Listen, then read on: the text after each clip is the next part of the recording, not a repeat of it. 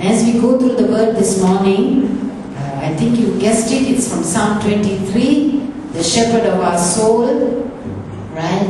And as we go through the scriptures, I trust you will prepare your heart as we get ready to break bread and partake of the cup. And Psalm 23 verse 1, the Lord is my shepherd, I shall not want. And it seems that with this passage of scripture, as we recite it, as we read it, we immediately begin to experience it. Isn't it wonderful? Because the Word of God is living and active. And day by day, we find we can live by it, we can feed by it, one can satisfy one's thirst, one's deepest longings as we go through this amazing scripture. And this psalm is very, very personal. There is no we or us or they, but it's always about the Lord is my shepherd. He makes me to lie down in green pastures. He leads me beside the still waters. He restores my soul. So it's about me, and I will dwell in the house of the Lord all the days of my life. And it's about He, our shepherd God, and when we get even closer to Him, we say, you are the one who prepares a table before mine enemies. So it's an overflow really of David's very personal experience with God.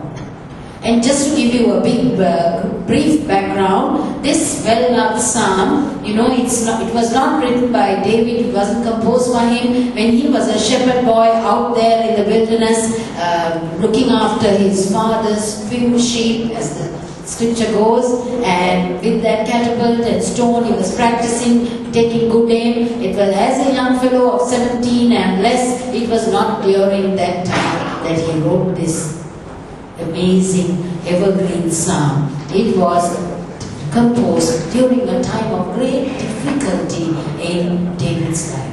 It was a time when he had come to the highest place that he could ever have, to the pinnacle of his career, when he was king of Israel. From being a shepherd boy, a chappie, looking after a few sheep, see how God can lift up right from there. And God promoted him to be the king of Israel. And at that point of time, there came great storm, a great trouble into his life. His own son, Absalom, a nice young fellow, very gifted, and it says Absalom was very handsome, very charismatic, right? The people would flock after this young man, and David was very busy securing the boundaries of Israel, keeping the enemies out, the Philistines, the Amalekites, the different kinds of enemies, the 7 kinds of enemies that were arising around Israel. And David was securing the kingdom for the people of God, making it safe for the entirety of God's people. David was a warrior. He was keeping an eye, watching, keeping his ear to the ground. While he was doing that, there was his own son, right inside, just by the court, just by the king's court. He would be speaking to the people and saying, my father, the shepherd, my father David doesn't have time for you. Was undermining his own father. It was a sad time. And people are people always, right? People are people. And the people believed this young fellow, and it said they followed after him. And that son created a conspiracy, and he wrested, or he took away the kingdom from the father. And it is said that David ran away that night, even without the sandals on his feet. And in that time in Israel, only a slave would not have a pair of thongs or a pair of sandals on his feet. And David was brought so low, and the pain was multiplied, I'm sure, because it was his own son that turned against him. So in that great valley, right, valley of the shadow of death, because Absalom was now created, made up an army, right, the very fellows whom David trained to be with the greatest army ever at that time, and Absalom got hold of them and they were pursuing David. And at that point of time, in that multiplied pain, right, multiplied pain, that sorrow indescribable, untold sorrow, isn't it? That was great sorrow in the life of the God's chosen one. And at that point, he wrote the Shepherd's Psalm.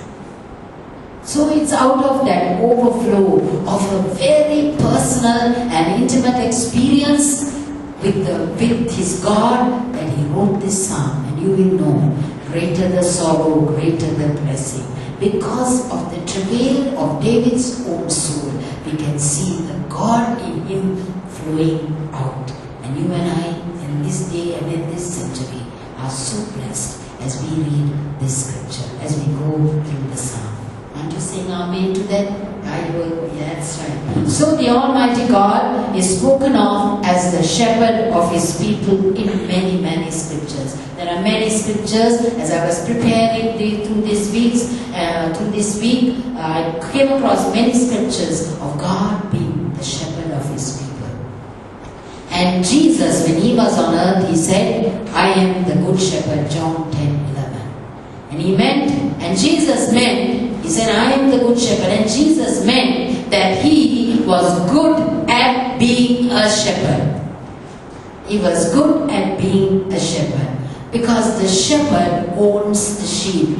Because the shepherd, the natural shepherd, right, he pays a price for the sheep. He just doesn't get sheep over the counter. He has to pay for the sheep. And from there onwards, the shepherd owns the sheep. In the same way, Christ, our Savior, bought each one of us, having paid a price. His shed blood at Calvary, 1 Corinthians 6:19-20. You can just write it down, and Christ paid a price for each one of us with his own precious blood. Remember, every lashing that came on the back of the Christ, every thorn prick, every bit of spit that went across his face, every pain of those thorns, the insults and the smashing up of his body was the price he paid that you and I may become the sheep of his pasture. Therefore, Jesus could say in John 10:11 and 15 that he is the good shepherd who lays his life down for the sheep. And we can learn something from the form of the psalm I mentioned to you. David refers to God as he. Psalm 23 verses 1-3, 4 times over, you get the word, he is my shepherd. He does different. He makes me to lie down. He leads me. He restores my soul. 4 times over, David, from a little bit of a distance, he says, he is all this to me. And then, when you get down to 23, 4 and 5, the next 2 scriptures, you find David getting closer to the Lord. He says, I will not fear because you are with me. Is there a difference between he and you?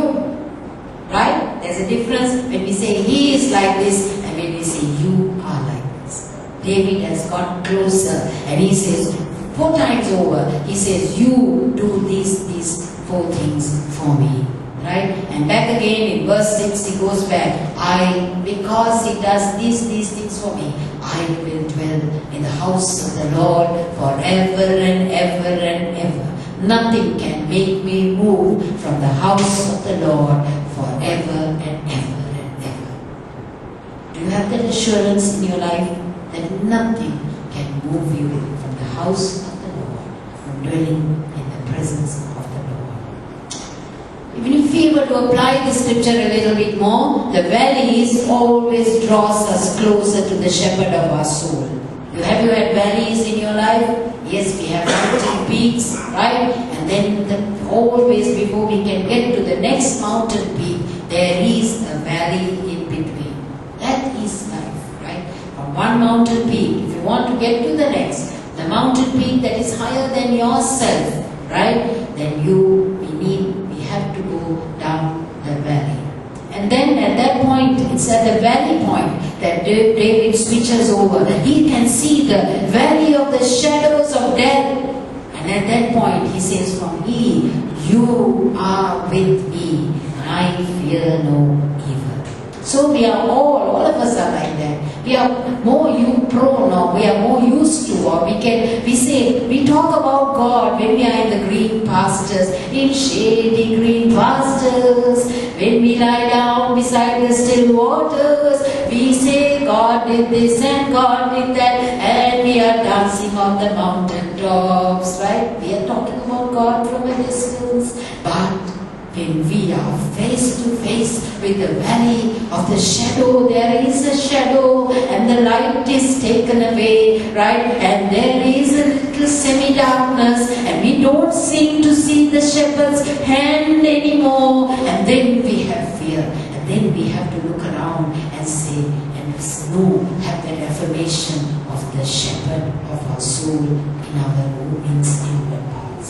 At that point of time, in the difficult point, we don't just talk about God. We say, "Oh my God, I want to see your hand. Help me, help me." It's at that valley that in the desolation, in the time of apparently no answer, or at a point when there is a delayed answer, we begin to say, "God, help me. God, help me." So know the difference. We have the green pasture times. We also have the valley times. Remember, I told you this morning that in the valley also, call out to Him and He is there with you. And Psalm 23 verse 1, "The Lord is my shepherd, I shall not want." The literal translation would be, "The Lord is my shepherd, I will not lack. I shall not lack." Right? And David is testifying of the goodness of this shepherd, that he lacks no good thing, both spiritually and naturally in the physical. Remember, the sheep are utterly defenseless. Sheep, they are utterly defenseless, and naturally they lack any sense of direction. They are gullible and can be misled anywhere, in any direction. So we find in Isaiah chapter 53 that amazing prophetic word about the Savior. He explains the ministry of this great Messiah that will come, Christ the Messiah. And Isaiah is saying, all of us people, all we like sheep have gone astray, and the Lord Almighty has laid on the Messiah the iniquity, the sin of all of us, so that He may give us direction. He may give us where to go and where not to go. So it's good news. Christ has taken all our iniquity upon Himself.